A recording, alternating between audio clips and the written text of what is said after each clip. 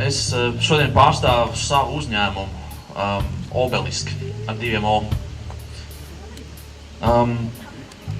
Izstāstīšu mazliet par to savu uzņēmumu, par to žurnālistu un par video preses relīzi. Un tad es gribētu vienkārši veltīt varbūt minūtes 5-10 pastāstīt par kvalitāti un meistarību. Tātad uzņēmumu es dibināju pēc apmēram 16 gadiem žurnālistikā. Es sāku 12 gadu vecumā ar bērnu raidījumu un paspēju pastrādāt laikrakstā Diena, paspēju paproducēt raidījumus, reklāmas Hansa Medijā. Un 2001. gadā nedaudz ierēbis piegāja klāt toreizējiem Latvijas televīzijas ģenerāldirektoram Rolandam Ķervem un skaidrā tekstā pieteicos darbā. Un tagad sanāca tā, ka sākās tā krīze un strādāt privātajās struktūrās bija diezgan nebīstam, bet nedroši, nestabili. Un tas, ko es izdarīju, es pieteicos vēlreiz Latvijas televīzijā, pat nepieteicos, tad bija tāda mazliet sinerģija un es kļuvu par ekonomisku korespondentu. Bet man kā televīzijas žurnālistam ir ļoti neparocīgi lietot preses relīzi televīzijas ēterā. Ko man viņi darīt? Parādīt, varbūt nolasīt vai pārveidot kaut kā, tā parasti arī dara. Bet televīzijā ļoti svarīgi ir, kā jūs zināt, tas vizuālais efekts. Ļoti svarīgi zināt, kāds cilvēks izskatās, kā viņš īstenībā pasaka to savu mesīču. Un radās doma uztaisīt vienkārši pamēģināt ar tādām video preses relīzēm, viņus iestrādāt televīzijā. Kas man cits atlikuma vienkārši bija jāiet prom no televīzijas un jāsāk šis riskantais bizness. Īsos vārdos 6 mēnešu laikā mēs esam panākuši to, ka tās preses relīzes iet ne tikai Latvijas televīzijās un arī radiostacijās, bet viņas griež arī Somijas, Zviedrijas, Igaunijas, Polijas televīzijas kanālu. Un mēs esam 6 mēnešu laikā trāpījuši arī ārā no Latvijas tirgus un daram to arī kādām lielām korporācijām ārpusē. Bet tagad pieslēdzamies tai otrai daļai par to kvalitāti un meistarību. Mēs ar Andru nedaudz pirms šī rīta sanākšanas parunājāmies, un viņš man tā kā ierosināja mazliet par to tēmu parunāt. Sākumā par meistarību. Savulaik es intervēju Gundaru Ķeniņu Kingu, slavenu ekonomistu, un viņš man stāstīja par šo konceptu meistarību. Kas ir īsts meistars? Kā īsts meistars atšķirās no puskoklēcēja? Un viņš man deva dažus piemērus tur ar operu un operu dziedātājiem un tā kā izskaidroju šo konceptu. Un tad es tā sāku domāt par to, cik daudz, piemēram, manā darbā ir tā meistarība un tas, kas vispār apkārt notiek industrijā. Un sanāca tā, ka es tagad, piemēram, stāvu jūs priekšā un varu teikt, es veidoju kaut kādas video filmiņas vai kaut kādas video lietas. Bet es pilnīgi pieļauju, ka šeit klātesošiem neviens ir daudz talantīgāks, par mani šajā jomā.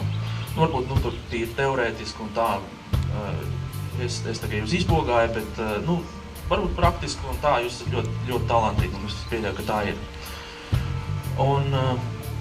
Bet tā meistarība, viņa rodās ar stundām. Daži eksperti ir izrēķinājuši, ka, lai kļūt par meistari, ir nepieciešams 10 000 stundas. 10 000 stundās, darot vienu lietu, kļūst par meistaru. Un tagad, piemēram, Alvis Hermans Alvis Hermans aizmirstīt. Imants Ziedonis un Vestards Šimkus. Pamēģināsim tā. Cik kāda tur, teiksim, izglītība un tā, bet, ja, piemēram, mēs skatāmies tādā, viens ir tāds ļoti talantīgs, ja, un otrs, protams, ir talantīgs, bet ļoti daudz darba iegulda tieši, lai lai attīstītu to savu klavierspēju. Mēs runājam par šīm kuršajā gadījumā. Tad abi divi ir, varētu teikt, meistari.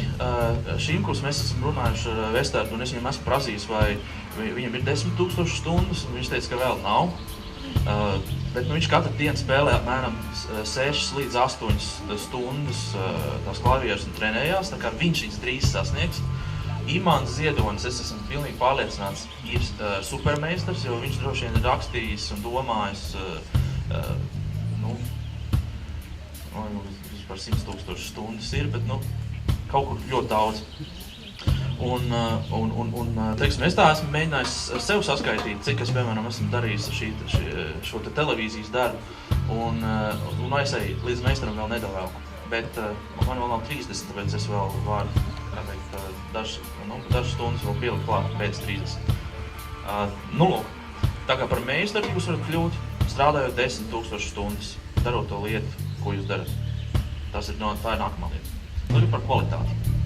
Sanāk tā, ka sēžot pie galda un velkot ārā no manis informāciju par to, ko tas prasa darba stundu ziņā, ko tas prasa tādā, pārsvarā jau darba stundas ir tās, kas tiek tērētas, lai šis produkts tiktu saražots. Un ņemot to par pamatu, protams, rodas cena. Ejot pie klienta un nosaucot šo cenu, protams, ka 80% gadījumu man viņi ir jāpamato, jo cena nav maza. Un video vispār gan no tehnoloģija, gan no cilvēku viedokļi ir diezgan dārgs pakalpojums vai produkts, jo tehnika kaut ko maksā, un tās cilvēks, kurš prot ar viņu ļoti kvalitatīvi rīkoties, arī attiecīgi maksā. Bet šī ir industrija, kur tu vari pamatot šo cenu.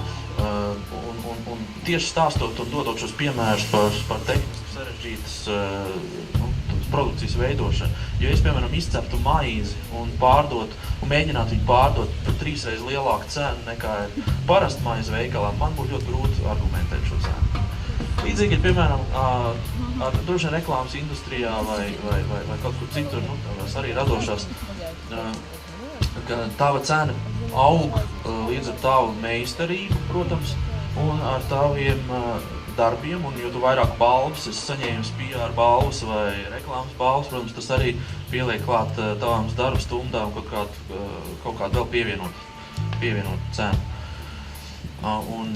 Tad tas droši vien nosaka to cenu, jā. Tā īsos vārdos. Operators īsti nesaprot režisoru, un tad, ja tas jau nav īsti tā kā vajag, tad montāžas procesa laikā vispār būs ausis. Jo tur būs tā, ka neviens neko nesapratīs. Ja? Būs 2 pārprasti cilvēki jau ir, un tad vēl 3. tiks pievienots. Un tad, gribot, negribot, ir jāiejaucās šajā situācijā, un viņi jāsāk vadīt. Tā jau krīzes vadība. Un ir ļoti labi, ja es noķeru tādas situācijas, bet ir bieži vien, ka viņas netiek noķertas, un galā ir darbs, kas, man nav tā, ka man atrāda pašu gala darbu, ja? Man atrāda arī melnrakstu. Un es uzreiz jau jūtu, ka tur nav, un es esmu arī nokavējis šobrīd. Tādas situācijas mēdz gadīties laiku pa laikam. Kā mēs ar cilvēkiem sastrādājamies, nevar jau teikt, ka viens strādā varbūt sliktākā kvalitātē, bet ir tā, ka katram cilvēkam ir savs rokraksts, īpaši radošiem cilvēkiem. Un tad, ja tie rokraksti kaut kādā veidā nesakrīt, jo televīzija un televīzijas darbs ir strādāšana komandā, tad tev negribot ir ar tiem rokrakstiem jāstrādā. Un tad, ja viņi nesakrīt, tad tu nākamreiz meklē labāku kombināciju. Un tagad jau ir tā, ka mēs jau esam savā darbā pieraduši tā, ka mēs zinām, ar kuriem cilvēkiem sastrādājas. Latvija ir maza, mēs mēram to esam jau tā kā izpētījuši, un līdz ar to liekam pareizās cilvēkus kopā. Kaut kā strādāt cilvēkiem, kam ir zemā kvalitātes standarti, mēs cenšamies nestrādāt vienkārši tā.